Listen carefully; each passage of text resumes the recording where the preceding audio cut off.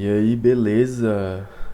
Esse vídeo aqui vai ser completamente voltado a falar sobre o módulo do Mercado Livre, tá? Aqui na minha tela já podemos identificar que estamos aqui na esquerda com o notebook LM aberto e na direita, em paralelo, o VS Code, tá? E aqui já temos o arquivo map.md aberto, né? É o arquivo de documentação do módulo e ele é um arquivo Markdown, tá? E uma regra estrutural dessa API é que sempre temos que ter esse arquivo de documentação dentro do módulo, tá? Observamos aqui na esquerda, né, que a gente está com o Mercado Livre aberto e na raiz de Mercado Livre observamos o arquivo map.md aberto. Então, ele é um arquivo de documentação que fala sobre os detalhes conceituais e técnicos do alvo de scrapping, né? No caso, o Mercado Livre.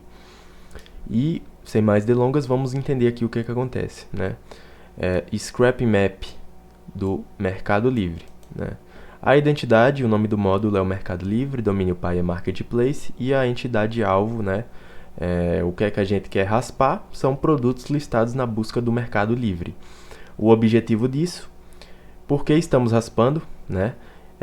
Então, a gente está raspando para coletar dados de produtos disponíveis no Mercado Livre com base em uma query de busca, né? A gente vai ter uma chave, por exemplo, notebook, e a gente vai raspar os produtos de notebook que tem lá no Mercado Livre, tá?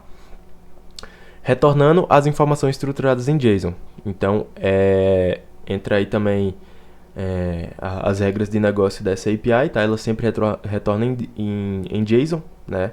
Então, consequentemente, o módulo do Mercado Livre também retorna em JSON. JavaScript Object Notation, né? Qual problema de negócio isso resolve? Permite que sistemas consumidores dessa API obtenham dados atualizados de produtos e preços do Mercado Livre sem depender de uma API oficial que é limitada e paga. Então, reforçamos, né? Ter uma API de web scraping como essa aqui nos dá a possibilidade da gente fazer scrapping sem custo e também ilimitado, né? Se caso o servidor do Mercado Livre não bloquear a gente. Para isso a gente vai optar por algumas abordagens que veremos logo a seguir, tá? Como é que a gente vai driblar isso? Quem vai consumir esses dados, né? Então são sistemas externos que fazem requisição via POST HTTP, dashboards desenvolvidos como produtos derivados e uso interno da software house para análise de mercado e precificação, tá? No caso aqui eu coloquei os meus objetivos fazendo esse scrapping de Mercado Livre, mas você também pode usar ele aí para outros fins, né? Que não sejam esses que estão listados aqui. Headline 3, né? Dados esperados. Então aqui temos todos os campos que a gente raspa lá do Mercado Livre, tá? Dos produtos. Então a gente tem o campo title, né? Que é título. A sua tipagem é string, por conta que é um texto, e sim, ele é obrigatório, né? Porque é um campo que sempre vai aparecer independente da nossa pesquisa. O título sempre vai estar lá, então sempre vai dar para a gente raspar, né? A descrição é o nome completo do produto conforme anunciado. Então vai pegar o nome completo do produto lá que a gente fez a raspagem, ok? Price, que é preço, né? Seu tipo é float, é um flutuante, e sim, ele é obrigatório e ele é o preço atual do produto, tá? Currency, seu tipo é string, ele é sim obrigatório e é a moeda do preço, tá? E sempre BRL, né? Então tá em real, né? E a gente definiu essa regra aí do Mercado Livre, tá? Por conta que a gente sempre vai fazer a raspagem no Mercado Livre, em PTBR, tá? E também no Brasil, então, portanto, a moeda sempre vai ser BRL. Outro campo, URL, é uma string e sim, ele é sempre obrigatório, tá? Então, além da gente fazer a raspagem dos dados de um produto, a gente também vai trazer o link, né? Caso a gente queira usar para outras finalidades aí, como querer explorar mais o produto, né? Então, aí é só a gente ter o link e a gente vê ele diretamente. Rating, o seu tipo é float, ele não é obrigatório por conta que ele também pode ser nulo, tá? Então não é certeza que a gente vai conseguir raspar esse dado, né? E rating é a avaliação média do produto. tá? Então é aquela estrelinha que fica lá quando a gente pesquisa os produtos. No caso do Mercado Livre, de 0 a 5, né? E ele é nulo quando está ausente no HTML. O preço original é flutuante e ele não é obrigatório por conta que nem todos os produtos vão ter preço promocional, ok? Então, um preço original, ele já é o price, né? Quando não há preço promocional. E o preço original, ele só existe quando existe um preço promocional. E aqui tem a descrição, né? Como eu falei, preço original antes do desconto e ele é nulo quando não tem desconto. Installments é uma string, não é obrigatório e ele é o texto bruto das parcelas, ou seja, ele vai trazer todo aquele texto que a gente tem. Um exemplo disso é 10 vezes de R$ 162,90 sem juros, tá? Então, sempre que tiver essa opção lá no produto, a gente vai fazer a raspagem. E ele não é obrigatório, pois ele pode estar ausente também. Caso ausente, seu valor é null. Shipping, seu tipo é string, ele não é obrigatório. E é o texto bruto do frete, tá? Então, no caso do Mercado Livre, a gente pode ter esses textos brutos lá, né, de frete grátis ou chegará grátis amanhã. Tá? E quando não há frete grátis ou esse chegará grátis amanhã, sempre vai ser nulo, tá? Por isso também que ele não é obrigatório. Seller é o vendedor, seu tipo é string, né, um texto, e ele não é obrigatório, tá? Pois no caso especificamente do Mercado Livre, nem sempre nos produtos ele vai mostrar quem está anunciando, ou seja, nem sempre vai dar para a gente pegar o vendedor, tá? Só em alguns casos. E aqui na descrição, como eu disse, é o nome do vendedor. E ele é nulo quando ausente no documento HTML, tá? A tradução de DOM não é essa, no momento me fugiu da cabeça. Porém, sim, a gente pode falar que ele é ausente no HTML. Os campos removidos, tá? Isso aqui foi uma questão isolada do Mercado Livre, tá? A gente poderia sim pegar os campos condição e sales, porém, eles não aparecem de forma confiável na listagem e foram excluídos do contrato de saída dessa versão, tá? Então, por exemplo, não tinha como a gente fazer uma raspagem lá no Mercado Livre por conta que esses campos não seguiam um padrão. Portanto, a gente não consegue identificar um padrão, portanto, não conseguimos fazer essa raspagem, tá? No caso, a condição seria a condição do produto, né? E ele não aparece de forma confiável, como eu já reforcei aqui. E sales também é a quantidade de vendas, né? A gente veria quantas vendas desse anúncio foram realizadas. E ele também não aparecia de forma confiável. Sobre installments e shipping, eles são retornados como string bruta, né? E a normalização aí, né? Extrair o número de parcelas e valor, por exemplo, é responsabilidade do sistema consumidor. Então aqui a gente não vai fazer uma serialização, né, uma normalização do texto bruto extraído de installments e shipping, né? O sistema consumidor ele pode fazer isso. Sobre os campos obrigatórios, né? Itens cujo mapeamento não produza title, price, currency e URL são descartados individualmente pelo output, né? E a gente vai ver melhor sobre o output na seção 9, né? Então, ou seja, um produto que tiver lá e a gente não conseguir raspar o título, o preço, o currency, que é o tipo da moeda, e o URL, eles vão ser descartados. A gente não vai raspar e não vai considerar esses registros, tá? A fonte, né? Aqui a gente faz a regra que é o alvo de destino do scrapping, tá? E a plataforma que a gente vai fazer o scrapping é o Mercado Livre do Brasil. O tipo de página, né? A página que a gente vai lá e vai fazer a raspagem é a listagem de resultados de busca, né? Então, quando você vai lá no Mercado Livre e procura um produto, essa página vai ser a de destino, né, que é o tipo de página que a gente está usando, né, que vai listar lá todos os produtos. É aí nessa página que a gente faz a raspagem e se o módulo estiver configurado, ele também vai fazendo a paginação e fazendo a raspagem, tá? A URL base que a gente usa para fazer esse scrapping é essa que está aqui, tá? Esse é o link base que a gente usa para ir lá e colocar a chave, né, e fazer todo o padrão de URL que a gente faz aqui no robô para fazer essa raspagem, né? E aqui temos o padrão de acesso, tá? Então é a forma que a gente faz para fazer aquela raspagem, né? Temos um exemplo aqui, né, que a primeira página, né, que a gente vai fazer a raspagem, sempre vai ter por padrão aqui a URL base, como colocamos aqui em cima, seguido da query, né? Então se pesquisamos, por exemplo, Samsung, aqui vai ter Samsung, aí underscore no index true. Essa aqui é o padrão, né? Esse aqui é o padrão que a gente identificou. É claro que o Mercado Livre pode mudar isso, e se mudar, o sistema vai avisar para a gente, né? Vai quebrar e, consequentemente, teremos que buscar qual o novo padrão o Mercado Livre encontrou, tá? Mas essa aqui sempre vai ser a primeira página que a gente vai fazer o scrapping. E as páginas seguintes, né, se a gente tiver o esquema de paginação, que no caso aqui no Mercado Livre tem, nesse robozinho, vai ser o URL base, né, juntamente com a query, né, então vamos supor Samsung underscore desde offset, tá? E aí também a gente vai ter que encontrar o padrão, né, o número de offset. No caso do Mercado Livre, se não me foge da cabeça, foi 48 ou 49, né? E underscore no index true, ok?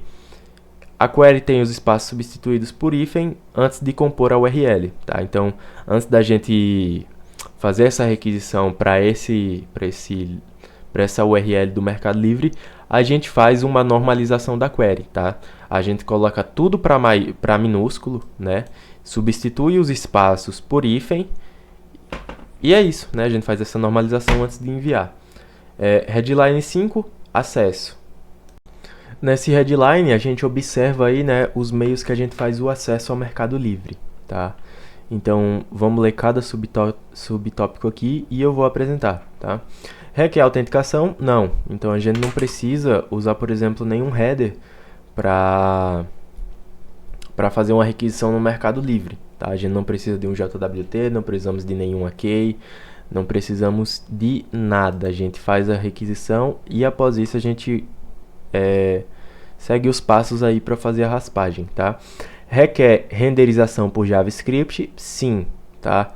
Quem acompanhou os vídeos de visão geral, né, vai se lembrar que eu falei que a gente lida com dois tipos de site quando a gente está fazendo um web scraping. A gente lida com sites estáticos, né, que já vai ter o HTML lá, e sites dinâmicos, né, que o HTML é renderizado através de JavaScript. E no caso do Mercado Livre, sim, né?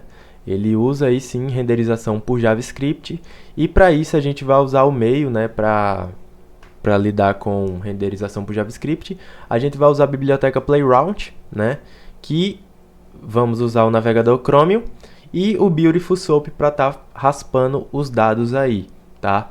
E vamos entender também o que é o seletor de espera, tá? Por conta que, como eu disse, a listagem do Mercado Livre, ela exige renderização por JavaScript, né? Então, vamos usar esse Chromium aí, né? E após isso, vamos esperar esse seletor que está aparecendo aqui, né? Então, a gente aguarda enquanto for selecionar, antes de fazer o parse HTML, tá? Que é nesse momento que a gente faz a extração para dar conteúdo àquele extractor lá, né? E o timeout máximo, né, para a gente esperar esse JavaScript ser renderizados, está configurado como 30 segundos, tá? Então é o tempo máximo que a gente espera até essa renderização do HTML por JavaScript acontecer, tá? O último subtópico aqui, né, o cliente HTTP, que é as configurações que a gente usa, né, para simular esse navegador Playground. Tá tudo lá no arquivo do configuration, né? Se a gente olhar aqui na direita, já estou com o arquivo do configuration aberto, né, na pasta configuration de downloader, e aqui a gente define tudo, tá? Como, por exemplo, temos aqui, né, uma tabelinha onde a gente tem parâmetros e valores, tá? Então a base URL, como a gente viu agora há pouco, é essa. O tipo de cliente aqui também temos, né, que a gente está usando o Playground para fazer a simulação do navegador, e a gente também precisa de um user agent, tá? Para dar a identidade desse navegador. Também temos o viewport aqui, né, que é quando o navegador Chromium abre e ele tem essa dimensão. O local, né, do cliente também é PTBR, Time Zone América São Paulo, e Launch Args, né, que são as flags que a gente usa aí para iniciar o Chromium Play Route, para melhorar a compatibilidade e também evitar a detecção aí de bots do Mercado Livre, ok? Max Itens também, né, que aqui já entra na questão do hard cap de raspagem, né? Então é o máximo de produtos, o máximo de registro que a gente pode raspar é 500, tá? Isso aqui entra uma questão muito pessoal, depende muito do uso que você vai fazer do web scraping. Eu gostei de 500 produtos para mim é um valor bom para a gente definir, mas caso a gente queira colocar 1000, queira colocar 10.000 como hard cap, colocar 10, colocar 100, é só vir aqui na configuration, como podemos ver ali na direita na linha 19 e mudar esse valor, tá? 500 eu acredito que seja um valor bom, porque aí você já vai ter conteúdo para definir o que é que você quer, né? Se você quer precificar algo com base nesse monitoramento de preço, se você quer saber algum outro dado, né, 500 eu acredito já ser suficiente, já é mais do que suficiente. E também a questão de processamento, tá? Porque uma requisição que vai fazer uma raspagem de, por exemplo, 5.000 registros, vai demorar muito tempo. 500 já é um tempo menor, né? E quanto menor o máximo de itens que você quiser raspar, né, que estiver definido aqui, menos vai demorar a sua requisição, né? Vai ser uma requisição mais rápida, ok? E aqui vemos agora o contorno de detecção de bots, né? O Mercado Livre aplica detecção de automação, né?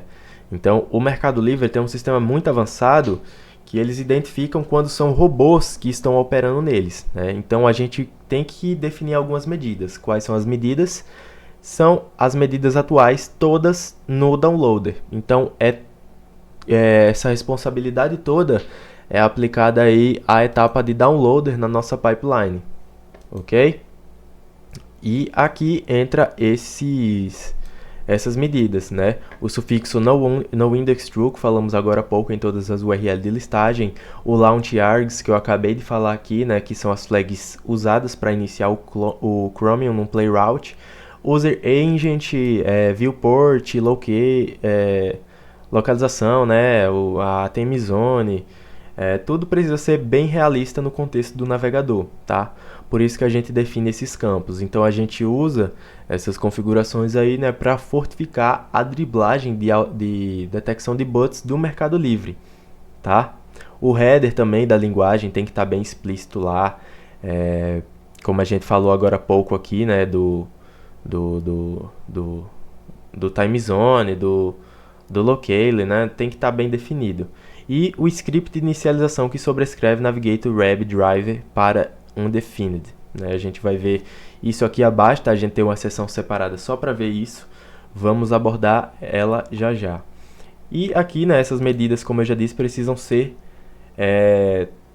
revisadas caso o Mercado Livre reforce a detecção, né? Então, como eu disse, a gente está tratando de um serviço aqui que depende de terceiros, né? Então, se um terceiro mudar uma regra de negócio, a gente precisa mudar aqui na aplicação também, tá? Se o JavaScript, quer dizer, se o Mercado Livre de repente mudar, por exemplo, um seletor, a aplicação, por exemplo, já pode quebrar, né? Mas nossa aplicação também é preparada para isso por conta que ela dá mensagens de exceção, né? Mensagens de erro, sempre quando um seletor ou algo específico acontece e quebra, tá? Então é importante que essa aplicação ela tenha uma revisão contínua.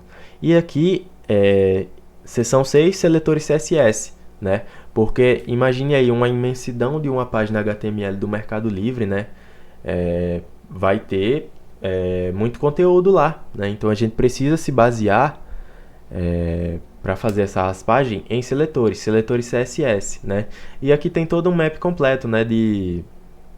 Pra gente, como é que a gente tá fazendo essa detecção dos seletores, né? Temos aqui na direita todos os campos, title, price, URL, rating, price origin, statement, shipping, seller, né? E temos o seletor de cada um, tá? E aqui também temos o campo para extração, ok? Isso aqui é o método lá que o downloader vai usar para extrair cada campo e utilizar ele em todos os registros, tá? Mas eu diria que o seletor mais importante, que se fosse quebrado e daria pau em todo o scrapping no Mercado Livre, seria esse aqui, tá? Porque na hora de identificar esses seletores lá na página HTML, a gente sempre vai procurar o quem? O card, né? Então a gente tem lá os cards do produto e a gente tem a classe Py, né? O seletor Py de todos, que é esse aqui, tá? É uma tag lista, tá? Que eu acredito, né? Que LI é lista e o seletor CSS, que é esse aqui, tá? Então, se esse seletor mudar, vai acabar que a gente nem vai encontrar o card do produto e nem vai conseguir fazer a raspagem desses outros campos aqui, tá? Diferentemente, se fosse outros seletores desses aqui fossem quebrados, tá? Aí a gente só teria um problema de exceção para esse seletor, ok? Mas sim, a raspagem ainda seria possível. Porém, se esse seletor quebrar aqui, né, o Mercado Livre botar outro, aí sim a gente vai quebrar e não vai conseguir ter uma raspagem alguma. Agora vamos entender a parte operacional, tá? Essa headline aqui, né, ela vai tratar da estratégia de paginação e também, após ver essa estratégia de paginação, vamos ver outras variáveis aí como cache, que já podemos ver aqui abaixo, né? Então, o que é que está acontecendo aqui? Temos a estratégia de paginação, né, como eu expliquei agora há pouco, do noIndexTrue. A primeira página nunca vai ter offset e o padrão que o Mercado Livre utiliza nesse momento, nas suas URLs, né, a primeira página nunca tem offset e o seu sufixo sempre vai ser underscore noindex underscore true, como aparece aqui, tá? E já que aqui nesse módulo de Mercado Livre a gente tem a opção de fazer a paginação, né, para fazer a raspagem de mais produtos, a segunda página vai ter um offset 49, tá? E as páginas seguintes vão seguir aí um padrão de incremento de 48 por página. Então, a primeira página sempre sem offset noIndexTrue, segunda página offset 49 e as páginas seguintes vão incrementando de 48 em 48. Então, no caso, terceira página 49, quarta página 97, quinta página 145 e assim por diante, incrementando de 48 em 48. E aqui já temos falando, né? Esse looping só é interrompido quando não achamos mais o seletor, né? Então, se a gente explorar em uma página, vai chegar um momento que a gente vai incrementar de 48 em 48 que vai acabar, né? Não vai ter mais tanto produto para essa paginação toda. E o que vai mostrar para a gente que a paginação acabou vai ser o Watch for Selector, tá? Então, enquanto a gente achar esse seletor aqui que está aparecendo, a gente não vai parar de raspar. Agora, no momento que a gente não encontrar mais ele na página HTML, isso significa que a paginação acabou, tá? E também o outro meio para o looping ser interrompido é a partir do head cap, né? Que a gente acabou de falar que a gente define um máximo de itens para fazer a raspagem. Então, no momento que a gente já tiver todos os produtos aí de 500, essa paginação vai parar, ok? E aqui também já reforço o head cap de raspagem que eu acabei de falar, 500 itens temos aí, né? E está definido no configuration, tá? Aqui já temos o arquivo configuration aberto na direita e temos aqui na linha 19 aí a gente definindo esse head cap, tá? E não usamos isso em variáveis de ambiente, tá? Isso foi uma preferência minha, por conta que já que o downloader, né, que é essa etapa da pipeline, já está com toda a responsabilidade de lidar com o mundo externo, eu não vi necessidade da gente adicionar isso em uma variável de ambiente aqui na raiz, tá? Mas poderia ser também, sem problema algum, tá? Mas eu quis passar essa responsabilidade aqui, né, de máximo de itens para raspar no configuration do downloader, tá? A paginação interrompe antecipadamente quando a estimativa atinge o cap, como eu reforcei agora. O cache é truncado para no máximo 500 itens antes de ser gravado. E, para alterar esse valor, edite a classe e reinicie a API, né? Então, se você for mudar essa regra de 500 aqui que está definida no momento, né? Você quiser, sei lá, definir o máximo de produtos por raspagem, ser 1000, 2000, 10.000, enfim, o que você quiser fazer, você altera aqui, né? Simplesmente bota outro valor e reinicia a aplicação, tá? E rate limit, tá? A gente aí trata do delay entre as páginas, tá? Isso aqui já entra em outra questão, que é um método para burlar a detecção de bots do Mercado Livre, tá? Porque não dá para a gente acessar todas as páginas, perdão, simultaneamente, né? Por conta que aí o Mercado Livre vai identificar a quantidade de requisições que estão vindo por esse IP, né? Por isso que a gente precisa fazer um delay entre cada página, né? A gente fez lá a primeira página, né? No index true, raspamos, vamos para a próxima. Aí vai ter lá o offset de 48. E entre essas duas páginas vai ter esse delayzinho aí de 2 segundos, tá? Eu achei bom colocar esse padrão de 2 segundos, se você quiser você aumenta, ou você pode abaixar para 2, mas aí você tem que estar ciente que essa detecção do Mercado Livre pode acontecer, né? É mais arriscado quando é 1 segundo ou menos, tá? E a questão do Hatris, o download erra o Hatry automático de base downloader com HTTP Hatry attempts, né? Então, as tentativas, né? Isso aí tá lá na variável de ambiente das variáveis de ambiente aqui do módulo, né? A gente vai conseguir ver a variável de ambiente aí na linha 4, a tentativa para fazer um Hatry, né? Novamente na página. Isso aí acontece basicamente, né, porque o downloader ele vai ficar repetindo as requisições, né, e elas podem falhar. Então, a partir de 3 tentativas a gente já desiste por padrão, ok? Então, é o máximo de tentativas que a gente define em requisição, ok? Fora isso, uma exceção vai ser enviada, tá? Caso esse máximo aí não seja o suficiente para lidar, ok? Agora a questão de cache, né? Se você viu visão geral, você entendeu a planta, né, que a gente tem aqui dentro do módulo, e a localização do cache está em shared, né, que é a pasta de configuração global, a pasta de configuração modular, né, dentro de infra, dentro de cache. Aqui a gente vai ver todo o esquema de cache e também o arquivo cleaner, que é um job agendado aí, né, do nosso módulo de Mercado Livre, tá? A chave de acesso, né, a chave de acesso, perdão, né? A chave de cache tem esse padrão aqui, tá?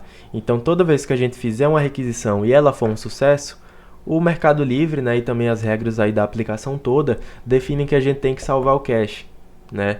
Então, esse cache é salvado em formato de arquivo JSON e segue esse padrão, né? Mercado Livre _ query normalizada. É o que podemos ver aqui, né? Todos com o prefixo Mercado Livre _ e aí após isso temos a query que foi feita, tá? Por exemplo, se a gente pesquisou para fazer uma raspagem de fone de ouvido, nossa query normalizada está aqui, né? Fone de ouvido, tudo em minúsculo, sem acento, separados por _, né?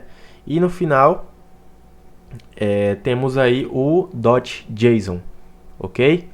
E o conteúdo desses arquivos cache, né? O cache armazena o resultado completo e não filtrado, tá? Então não tem nenhum filtro aplicado, não tem nada, tá? O conteúdo bruto da raspagem em cada um desses arquivos aí JSON, tá? E aqui reforço o que eu acabei de dizer, né? Filtros, limites e fields são aplicados na resposta, não no cache, tá? Então no cache aí não tem fields, não tem limit, não tem nada, tá? São os 500 registros brutos da raspagem aí, tá? Essa questão de definir um limite, definir fields, definir filtros, né? É tudo o output que trabalha para renderizar em JSON no response, ok? A TTL, né? Que vai trabalhar a questão de expirar os caches, expirar, né? E apagar esses caches. Então a gente salva esses caches aí, né, por conta que a gente pode sofrer outra requisição, né? E essa requisição, esse arquivo cache é expirado após 24 horas. Então a partir de 24 horas, cada arquivo cache, né, que tem definido um timestamp dentro dele, né, para a gente usar como referência para calcular o horário de expiração, é verificado na leitura, tá? E esses arquivos cache não tem mais serventia para a gente após 24 horas, né? Após isso aí, ele tem que ser regravado se sofreu uma mesma requisição nessa chave, tá? E o próximo tópico é isso, né? Que eu queria falar, que é a limpeza agendada do cache, né? Então a gente chegou no momento dos jobs, né? No Visão Geral, eu chamei a atenção para esses jobs, que são as ações agendadas. Para isso a gente utiliza aí a biblioteca Scheduler, né? APS Scheduler, ou é APS Scheduler, eu não sei pronunciar, ok? Mas é uma biblioteca lá que eu falei sobre ela nos vídeos das tecnologias usadas para essa API modular de scrapping, ok? Então vamos dar uma lida aqui. O módulo expõe o jobs.py com register jobs e scheduler, né? Então a gente vai ter um arquivinho na raiz aqui, tá? Do módulo, que é o jobs, tá? E aqui já temos a função que acabamos de falar, register jobs com parâmetro scheduler, que agenda a rotina clean spare de cache via cron diariamente às 3 horas da manhã, tá? Então vou minimizar aqui e vamos dar uma olhada, né? Tá falando exatamente o que a gente falou, via cron, né? E a hora da raspagem é 3 horas da manhã. Da raspagem não, perdão, da limpeza de cache é às 3 horas da manhã. E os arquivos que a gente seleciona para serem excluídos, eles têm que ter com o timestamp vencido a mais de 48 horas, né, que é o que podemos ver aqui. O cleaner, né, que é o arquivo dentro lá da pastinha cache. Shared infra cache, vemos aqui o cleaner, tá? Ele que tem a única responsabilidade aqui de limpar o cache. E aí ele faz isso, né? Ele identifica o timestamp que está com mais de 48 horas de vencimento de cada um dos arquivos, né? Então ele vai passando de um em um vendo o timestamp. O timestamp que tiver mais de 48 horas de expiração, ele vai apagar, tá? E eu decidi colocar esse agendamento de tarefas do cache para 3 horas da manhã, por conta que é um horário onde o nosso servidor não está trabalhando tanto, né? Um horário que as pessoas da América Latina, pelo menos, estão dormindo, né? E não estão sobrecarregando tanto o servidor, tá? Então já entra uma questão de infraestrutura. E de 48 horas e 48 horas, por conta que também de infraestrutura, né? Para a gente não ter que rodar essa ação agendada todos os dias às 3 horas da manhã. Mas é totalmente compreensível se esse arquivo aqui vinha ter 24 horas, né, nessa constante aqui, tá? Porque também faz sentido você apagar o cache todos os dias de manhã, né, que tiverem vencimento de 48 horas, tá? Então essa regra pode ser mudada. Esse limite de 48 horas é independente do TTL de leitura. A leitura já ignora cache expirado, a limpeza apenas faz a faxina do disco. Então ele não está nem aí se o arquivo já foi expirado em relação àquele hit cache, né? Ele só se importa em fazer a limpeza dos arquivos que têm mais de 48 horas que estão vivos aí, tá? E essa ação de limpeza de cache aqui foi implementada pensando, né, em arquivos que podem ficar órfãos e ficar sobrecarregando nosso servidor aqui, né, em disco, porque todo esse esquema de cache que a gente tá fazendo aqui, né, é tudo gravado em disco, ok? Então é isso aí, né, a parte operacional acabou. Vamos para o próximo headline aqui, né, que é o contrato de entrada, né, o payload HTTP.